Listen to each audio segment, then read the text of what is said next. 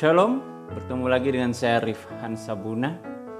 Pada kesempatan kali ini kita akan terus mendengar tentang tata gereja pasal yang ke-20, 21 dan 22. Ada 3 pasal yang akan kita coba untuk pahami pada pertemuan atau kesempatan kali ini. Di pasal yang ke-20 kita akan mendengar tentang panggilan penatua-penatua dan diaken-diaken. Berkaitan dengan panggilan penatua dan diaken-diaken ini ialah majelis gereja, dalam hal ini penatua, pendeta dan diaken dalam satu jemaat apabila memang memerlukan penambahan tenaga daripada majelis gereja sendiri, yaitu tenaga penatua, tenaga diaken. Misalnya di dalam gereja sudah ada 3 orang atau penatua 1, diaken 1 dan ada pendeta 1, maka apabila mereka ingin menambahkan lagi anggota majelis gerejanya, menambahkan penatuanya dan menambahkan diakennya, maka penting sekali ada beberapa hal yang harus diperhatikan. Artinya jika ingin menambah 2 lagi orang atau menambah 1 saja, maka sangat penting beberapa hal yang harus diperhatikan. Pertama, dari segi jumlah pencalonan. Pencalonan misalnya yang dibutuhkan 2, maka boleh dicalonkan ada 4 orang yang dicalonkan oleh majelis gereja, dan hal ini diberitahukan ke dalam jemaat. Artinya bisa sekaligus atau 2 kali lipat dari jumlah yang diinginkan. Misalnya yang diinginkan 2, maka 4 orang bisa dipilih. Atau misalnya karena keterbatasan orang, maka hanya dicalonkan 2 saja.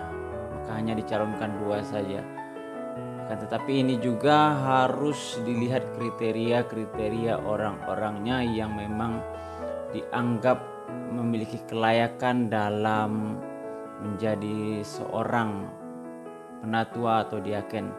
Hal ini jelas dalam 1 Timotius pasal 3 ayat 1 sampai dengan yang ke-7 dan Titus pasal 1 ayat 5 sampai dengan ayat yang ke-9 berbicara mengenai orang-orang yang memiliki kelayakan dalam melayani di dalam gereja.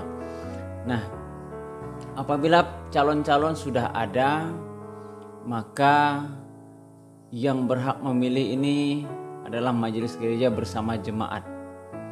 Jemaat yang akan melihat apakah orang-orang ini memiliki kelayakankah atau pantaskah atau boleh atau tidakkah dia diangkat menjadi majelis di dalam gereja tersebut. Nah, apabila orang-orang ini sudah memiliki kelayakan menjadi calon, maka mereka akan diumumkan di gereja untuk dilakukan pemilihan. Pertama, artinya mereka diperkenalkan ke dalam gereja. Setelah mereka diperkenalkan ke dalam gereja, maka jemaat akan diberi waktu atau diperkenalkan selama 2 atau 3 kali ibadah misalnya. Maka jemaat akan menilai mereka, melihat mereka pantas atau tidak. Akan tetapi jika ternyata calon majelis gereja ini misalnya yang dicari 2, tetapi hanya ada 2 orang saja, artinya tidak ada yang harus diteliti lagi atau tidak ada yang harus diseleksi lagi oleh jemaat, maka majelis gereja harus mengumumkan bahwasanya ada 2 orang yang sudah akan dijadikan majelis gereja, dan itu diumumkan kepada jemaat sekurang-kurangnya selama 2 minggu dengan harapan agar apabila ada jemaat yang tidak setuju atau ada hal-hal yang memang tidak bisa membuat seseorang ini ditetapkan atau dilantik menjadi seorang majelis gereja atau penatua dan diaken, maka dalam waktu 2 minggu inilah dia dikoreksi atau dia diteliti kembali. Dan apabila memang sudah selesai waktunya, maka selayaknya lah mereka berdua ini akan ditabiskan oleh pendeta untuk mendapatkan jabatan penatua dan diaken di dalam satu jemaat. Jadi itu berkaitan dengan panggilan penatua-penatua dan diaken-diaken. Demikianlah prosesnya. Nah, di pasal berikutnya yaitu di pasal yang ke-21, tugas penatua-penatua dikatakan di sini. Tugas penatua ialah mengembalakan dan memerintahkan jemaat bersama-sama dengan pendeta-pendeta. Artinya penatua lebih kepada mengembalakan jemaat-jemaat, artinya mengembalakan anggota jemaat, memelihara mereka agar mereka dapat terus hidup di dalam iman dan kepercayaan. Mengembalakan jemaat artinya menuntun jemaat untuk tetap berada pada tempat yang benar, pada posisi yang benar dalam iman dan kepercayaan mereka. Nah, itu dia tugas penatua, itu tidak usah diuruskan dan diterangkan di sini katanya. Dikatakan terlalu banyak sebenarnya dalam hal proses pengembalaan. Artinya bukan sekedar mengembalakan saja sebagai seorang yang memelihara, tetapi memang sangat banyak sekali sebenarnya dalam proses pengembalaan yang bisa dilakukan oleh seorang penatua.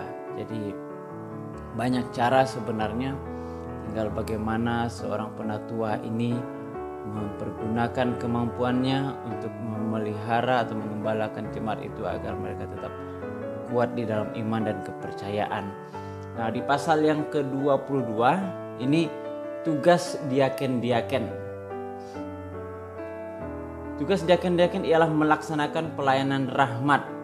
Mereka akan mengunjungi anggota-anggota jemaat dalam rumahnya untuk mengetahui keadaan mereka. Mereka akan membantu dan menghiburkan anggota-anggota yang berkekurangan, serta mendorong anggota-anggota lain untuk membantu.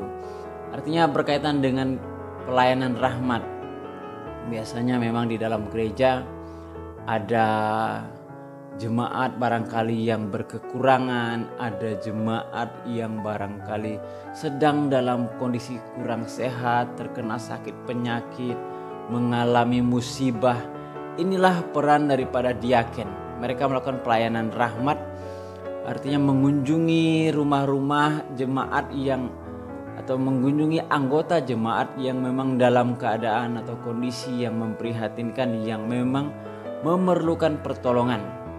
Artinya pertama dia akan mengunjungi mereka, memberi semangat, memberi motivasi, memberikan dorongan secara moral, ya, memberi kekuatan di dalam firman pastinya, dan juga bagaimana seorang diaken ini kemudian merangkul jemaat yang lainnya untuk bisa merasakan dan mendorong jemaat yang lain untuk membantu jika memang ada di dalam satu jemaat besar ada terdapat jemaat yang memang mengalami musibah atau kesusahan atau sakit penyakit.